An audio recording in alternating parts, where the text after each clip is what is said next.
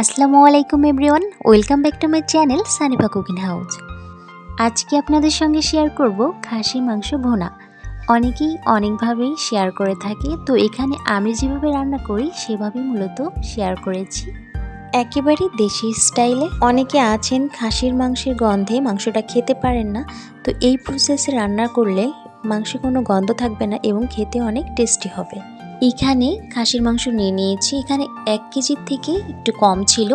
তো মাংসগুলোকে খুব ভালো করে ধুয়ে নিয়ে এসেছি এবং এখানে পরিমাণ মতো লবণ অ্যাড করে দিয়েছি এবং পরিমাণ মতো হলুদ দিয়েছি। হলুদের পরিমাণটা হচ্ছে 1 চা চামচ।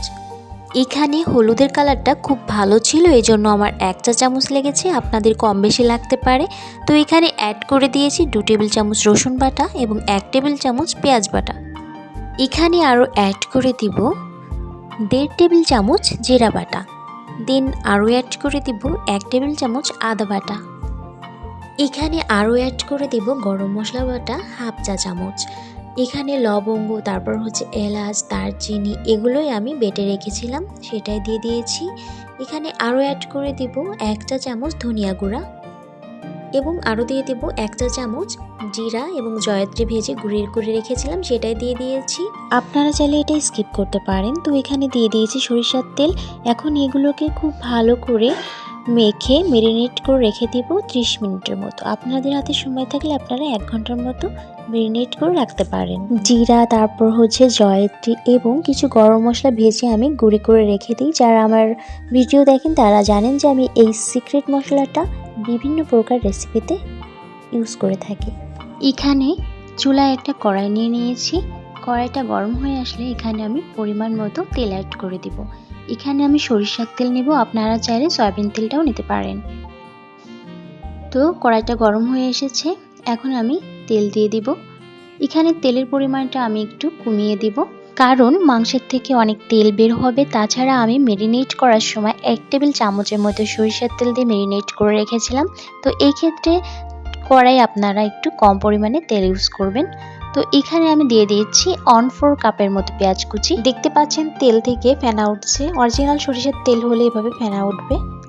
এখানে অ্যাড করে দিচ্ছি 2টা তেজপাতা এবং এখানে আরও দিয়ে দিচ্ছি 2টা শুকনো মরিচ এবং 2টা এলাচ, 2টা দারচিনি এবং 4টা লবঙ্গ দিয়ে দিয়েছি এখানে। এগুলোকে পেঁয়াজের সঙ্গে হালকা বাদামি কালার করে ভেজে নিব।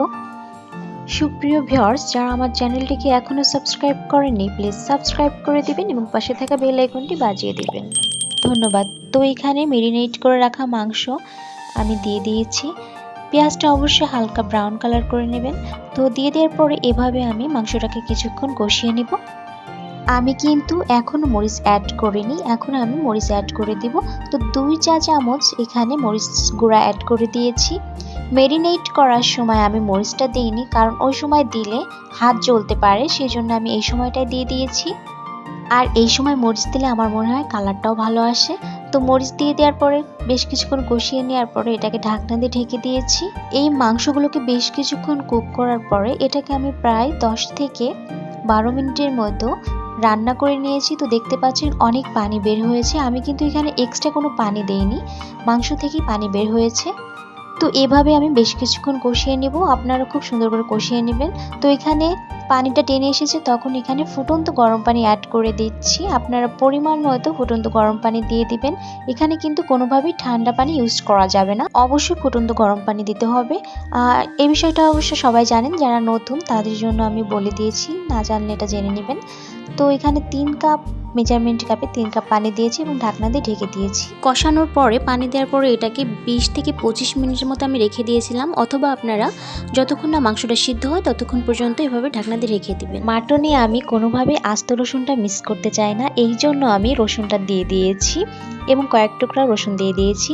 এখানে আমি গরম পানি, মানে ফুটন্ত গরম পানির কথা এজন্য বলেছি, এটা দেওয়াটা খুবই জরুরি। ঠান্ডা পানি যদি দেন, গরম এবং ঠান্ডার উপর, তাপমাত্রার উপর ডিপেন্ড করে কিন্তু মাংসটা সিদ্ধ হবে না। ঠান্ডা পানি দিলে হয় কি, মাংসটা ভালো মতো সিদ্ধ হতে চায় না, সফটনেসটা বজায় থাকে না। এই জন্য অবশ্যই আপনারা ফুটন্ত গরম পানি দিবেন। অনেকে কিন্তু মাংসে এ ধরনের আস্ত রসুন পছন্দ করে থাকেন, সেক্ষেত্রে আপনারা আস্ত রসুন দিয়ে দিবেন, দেখবেন যে অনেক মজা লাগে খেতে। তো এখানে আমি হয়ে গেছে মাংসটা পুরোপুরি। এখানে আমি কাঁচামরিচ দিব ফ্লেভারের জন্য, সুন্দর একটা ফ্লেভার আসে কাঁচামরিচটা দিলে, আরও বেশি মজা লাগে। এখানে দেখতে পাচ্ছেন আমি 1 চা চামচ ভাজা জিরা দিয়ে দিয়েছি। ক্যামেরায় অতটা ভালো দেখা যায়নি, বাট এখানে আমি সেই ভাজা জিরা গুঁড়ি দিয়ে দিয়েছি। ব্যাস, আমি 2 মিনিটের মতো এটাকে জ্বালিয়ে নিয়েছি। দেখতে পাচ্ছেন পানিটা টেনে গিয়েছে। তৈরি হয়ে গেল আমার মাটন কষা। আপনারা কিন্তু এইভাবে রান্না করতে পারেন, আমি যেভাবে রান্না করেছি এই প্রসেসে রান্না করলে আশা করি আপনাদের খুবই ভালো লাগবে এবং খেতে অনেক টেস্টি লাগবে। তো এটা এখন আমি পরিবেশন করে নিচ্ছি। তো দেখুন মাংসটা কতটা সফট হয়েছে এবং খেতে কিন্তু অনেক মজা। তো আজকের মতো এখানেই বিদায় নিচ্ছি। আল্লাহ হাফেজ।